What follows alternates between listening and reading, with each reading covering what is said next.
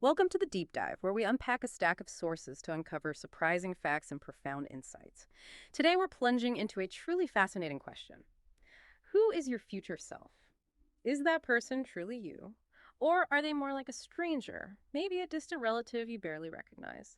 Our mission today is to explore this intriguing idea that how you perceive the person you'll become. Well, it can have a monumental impact on the choices you make right now. We're going to pull apart psychological research, ancient philosophical thought experiments, and some really compelling real world stories, all to understand why we often fall short of our long term goals and, maybe more importantly, what powerful strategies we can actually use to bridge that gap. And what's really fascinating here is how conventional wisdom, often holds that we are just one central self throughout our lives, pretty stable.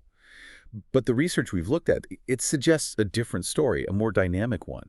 Instead of just a singular, unchanging self, we're maybe more like an aggregation of separate, distinct selves. You are actually a we.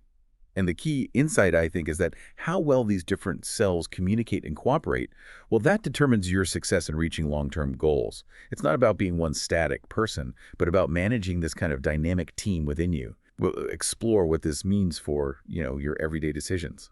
That idea of a we rather than a singular I, it does sound a bit like science fiction, doesn't it? But you're saying it has surprisingly deep roots in philosophy and psychology. Well, absolutely. It raises this really important age-old question. What truly determines who we become? What binds us across time? Philosophers have debated this for centuries. I mean, think about the classic ship of Theseus paradox, or as one of our sources puts it quite charmingly, the world traveler boat experiment. Yeah. If you replace every single plank and beam of a boat over 3 years, piece by piece, is it still the same boat? Right. So, applying that to us, how many parts of us, ourselves, our thoughts, our memories, how much needs to change before we become someone else entirely? It's a tough question. And we often cling to this, comforting idea that our core selves remain stable, a fixed point in a changing world. Consider that really powerful story of Jerzy Bilecki and Cela Cybulska. They fell in love in Auschwitz in 1943, incredibly, and were reunited almost 40 years later. Their enduring love, despite immense trauma and just so much time passing, it speaks to a deeply felt sense of identity stability. Yeah, that story is incredible. But then there's the science, right? The research from personality psychologist Brent Roberts and that long-running Project Talent study. It seems to tell a more nuanced story. It really does. They tracked individuals over 50 years, from age 16 all the way to 66. And they found that while, yes, some relative stability exists, like the shyest teenager probably stays among the shyer adults, a really significant number. About 40% of adults showed reliable change in at least one of their 5 core personality traits over just a single decade. 40%. Yeah. That's actually quite startling. It makes me wonder if so much of us changes, are we kind of deluding ourselves, holding on to this idea of a stable core self? Is that even helpful? That's an excellent point. If we connect this to the bigger picture, it suggests maybe we're not an entirely new boat, but we're definitely not the same boat either. Yeah. And how we perceive that continuity, or maybe the lack of it, that really matters. If you feel a strong, empathetic connection between your present self and your future self, you're just much more likely to do the hard work now for that person down the line. Okay, so that connection is key. What actually creates that sense of continuity then? Is it our body, our memories? Well, the body theory suggests it's just physical persistence, but thought experiments challenge that, like the one about Jim the accountant. His brain gets transplanted into a robot body. People are apparently 3 times more likely to say the robot is still Jim if his memories survive, even without his original body. So memory seems crucial. So memory is powerful, but you mentioned before we started something about the moral self being even more fundamental. Absolutely. That's where Nina Strominger's work comes in. And it's really fascinating. Her research suggests that changes in our core moral traits, things like kindness, honesty, empathy, those are what most significantly alter our sense of identity, both for ourselves and how others see us. There was that anecdote about the artist. Her partner said the deal breaker wouldn't be looks or memory loss, but if she fundamentally changed, like became truly cruel or unkind, that would mean she wasn't her anymore. Wow. So it's not just what we look like or remember, but our actual character, our Yeah. core values. Precisely. It means that if those core moral traits stay intact, even if lots of other things change, personality quirks, interests, looks, we can still see that strong thread of continuity. It helps explain maybe how someone like Pedro Rodriguez Filho, who is a prolific serial killer, can transform. He now describes himself as disgusted by who I once was and a new person because of a fundamental shift, he says, in his homicidal instincts. His moral compass changed direction. So our bodies change, our personalities can shift quite a bit, memory plays a role, but maybe it's that moral core that really anchors who we feel we are over time. That seems to be a powerful part of the story, yeah. It makes that future self feel both distinct because things will change, but also undeniably us because hopefully that core remains. Okay, so if our future selves are still, in a meaningful way, us, and we generally care about ourselves, Mm. why do we so consistently sabotage them? Why does our inner time traveler keep making these same mistakes? Yes, the time travel mistakes. It turns out there are a few common navigational errors, as you put it, that explain why we get off course. The first big one is what the sources call missing our flight. Mm.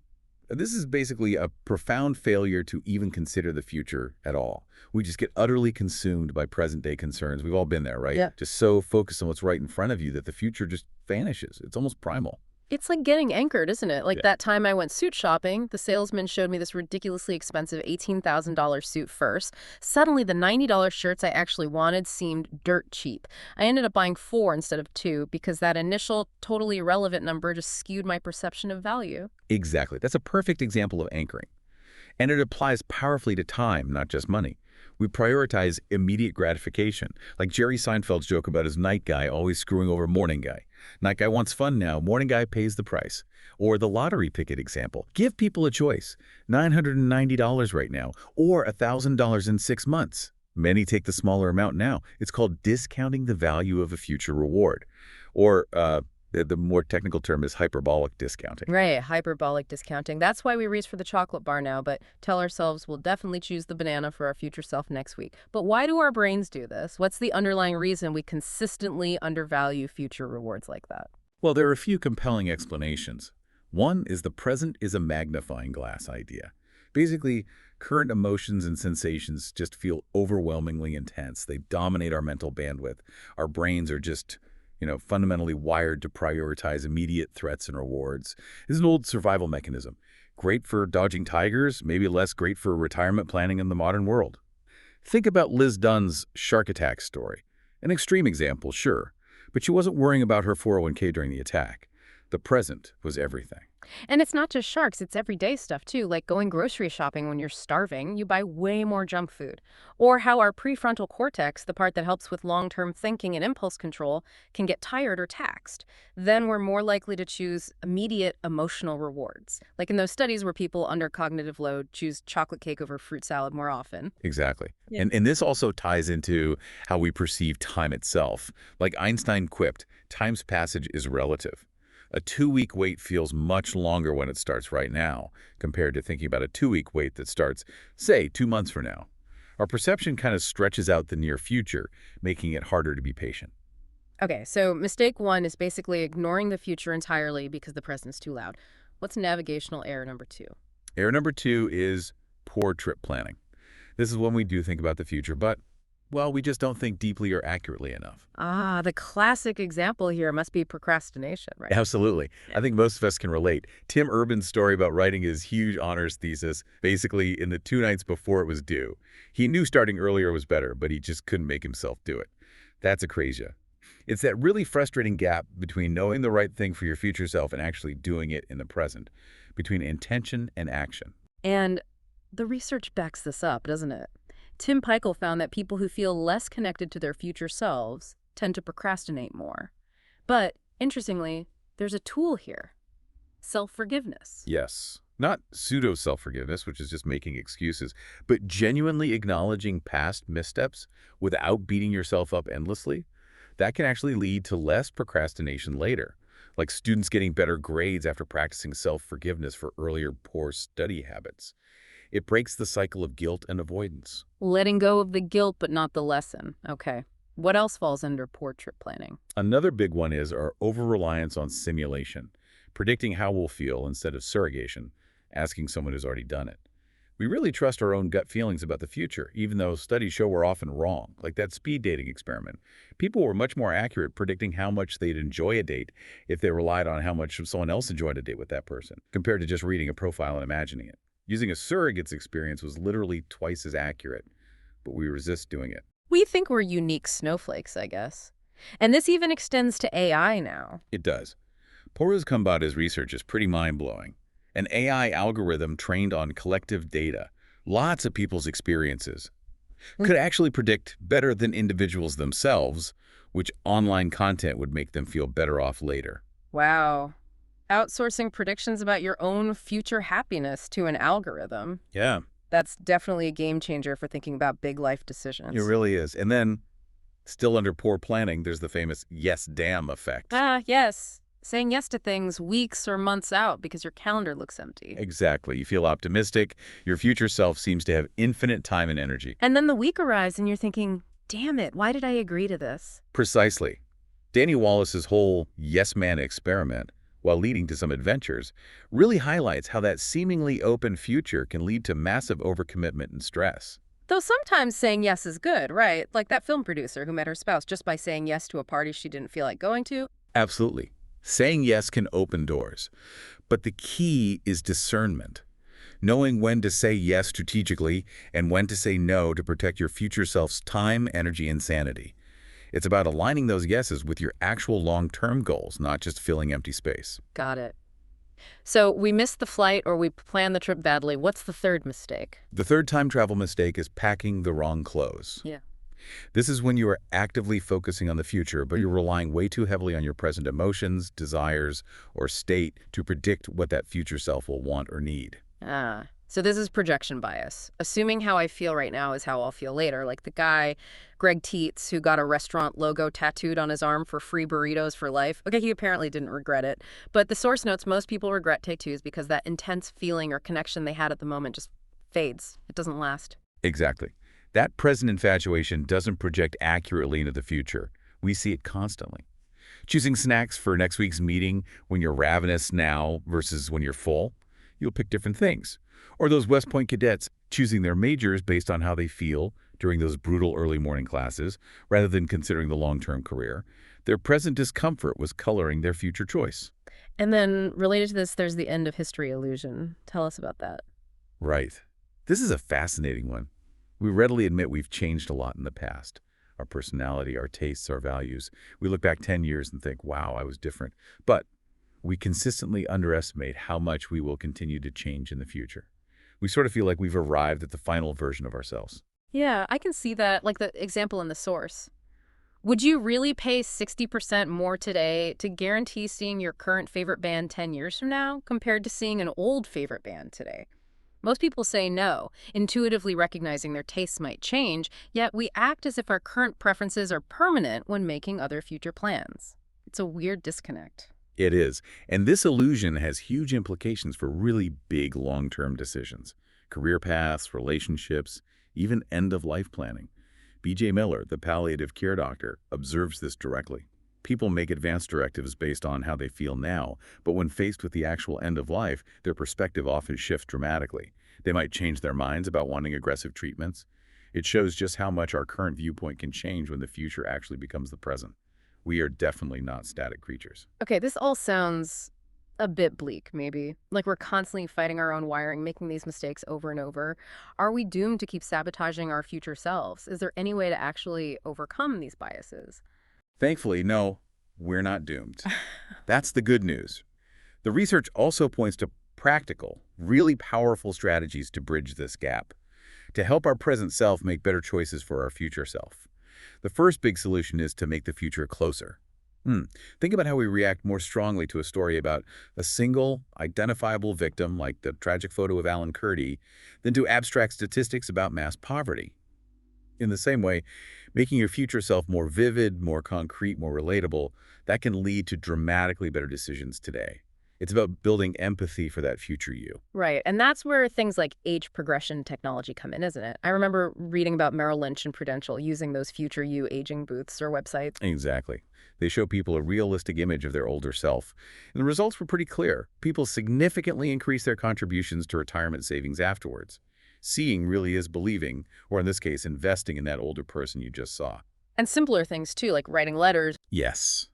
Dear future self letters. Whether it's novelist Anna Napolitano doing it, or those 6th grade students Richard Palmgren had write to their future selves. It's a powerful, accessible tool, It forces you to think concretely about that distant person. What are their hopes? What advice would you give them? It fosters intention, helps you build a narrative arc for your life. And studies even show writing these letters can motivate things like exercising more.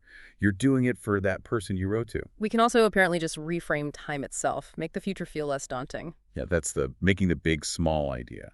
Instead of thinking about saving, say, $150 a month for retirement, which can feel huge, reframe it as saving $5 a day. Suddenly, the sacrifice feels much smaller, more manageable, less painful in the present. And this works even for people on lower incomes. It just lessens that perceived burden. Okay, make the future closer, make the sacrifices feel smaller. What's the next strategy? The next strategy is about staying the course, using what are called commitment devices. Think of them like bumpers in a bowling alley. They don't force the ball down the middle, but they gently guide it and help prevent it from going completely into the gutter. They help us stay on track with our intentions. Right. The really stark example mentioned is abuse, that drug for alcoholism. Exactly. It makes drinking alcohol physically extremely unpleasant. The stories from James Cannon and Dr. Alexander DeLuca show how this kind of device simplifies the decision. Instead of fighting temptation constantly throughout the day, you just have to make one decision. Take the pill in the morning. It takes the moment-to-moment willpower battle largely out of the equation. So that's a pretty hard commitment. Are there softer versions? Oh yes, commitment devices exist on a spectrum. Soft commitments are things like the Save More Tomorrow 401k plans. You automatically enroll in increased savings rates in the future, usually tied to pay raises. You can opt out, but inertia works in your favor. Most people don't. Then you have hard commitments like Dave Krippendorf's K-Safe. It's literally a timed lockbox for temptations, cookies, phone, credit cards. Once it's locked, you have zero access until the timer runs out. It completely removes the option, forcing the behavior change. It kind of leverages that off-limits idea you mentioned. Precisely. Walter Mischel, the marshmallow test guy, found this with his own celiac disease. Once gluten was absolutely off-limits, not just something to try to avoid, the actual desire for it lessened. The internal battle subsided. That makes sense. Like cutting down on the sides, easier to skip the fries if you still get the hot dog, rather than trying to resist everything. Exactly. Or adding appropriate punishments, as the source puts it, like Frog and Toad locking away their cookies and giving the key to someone else. Or those quit smoking programs where you deposit money that you forfeit if you relapse. It creates real, tangible stakes for sticking to your commitment. Okay, so commitment devices help us stay on track. Yeah. What's the final category of solutions? The final solution is maybe the most compassionate. It's about making the present easier. Finding creative ways to diminish the pain or difficulty of those present-day sacrifices, making the right choice feel less like a burden. How do we do that? One way mentioned is taking the good with the bad. Yes, based on David Spiegel's really profound work with cancer patients. He found that people who could experience mixed emotions, finding genuine moments of joy or connection alongside their sadness and fear, not instead of actually had better psychological well-being over time. It's about expanding our capacity to hold both the positive and negative, not trying to suppress the hard stuff. That sounds powerful. And related to making the present easier is temptation bundling. Ah, yes. Katie Milkman's brilliant concept. It's elegantly simple. You pair something you should do, but find difficult or boring, like exercising, with something you genuinely want to do, like listening to your favorite podcast or watching a guilty pleasure show. But here's the key. You only allow yourself the enjoyable activity while doing the difficult one. So the podcast is only for the gym. I like that. And there's a variation called tangential immersion. Right, Ali Lieberman's idea. This is slightly different. You pair a boring task, maybe one that doesn't require full concentration, like brushing your teeth or folding laundry, with something slightly more interesting, like watching a documentary or listening to an informative talk. The goal isn't pure pleasure like temptation bundling, but using mild engagement from the secondary task to help you push through the primary boring one for longer. It extends your tolerance. Clever. So make the future closer, stay the course with commitments, make the present easier. Is there anything else? Yes, one final crucial point. Amidst all this planning and strategizing for the future, we need to remember to celebrate the present. Because living only for the future can backfire too. Exactly. It can lead to what's called hyperopic regret. That's not regretting bad decisions, but regretting the good experiences you missed out on because you were too focused on saving or preparing for a distant future. It's the regret of a life perhaps too carefully deferred, missing out on memories and joy along the way. Like Carl Richards choosing to spend money on that sea kayaking trip with his family instead of just investing it. Precisely. or that story of the chicken crossing the road. Sometimes you just need to seize the moment. Spending for tomorrow by investing in meaningful experiences today can provide a different, arguably invaluable kind of wealth. Memories, a connection, joy. It's really about finding that delicate balance, isn't it? Between enjoying the present moment and prudently planning for a good future, making sure you're actually present for the journey, not just hyper-focused on the destination. We've taken a really fascinating deep dive into your future self today. I mean, from ancient philosophy right up to modern brain science. It's clear that our relationship with the person we're becoming is, well, it's complex, it's always evolving, but maybe most importantly, it's incredibly malleable. We can shape it. Indeed. We've seen how that tendency to view our future selves as almost really strangers, as others, can sadly lead to procrastination, overcommitment, lots of regrettable decisions. But the flip side is we've also uncovered these really powerful, actionable strategies, ways to make that future self feel closer, more real, ways to stay the course with our goals using commitments, and ways to make the sacrifices today feel, well, lighter, more achievable. So, what does this all mean for you listening right now? It's not just about planning for your own personal future, is it? If we zoom out, connect this to the bigger picture.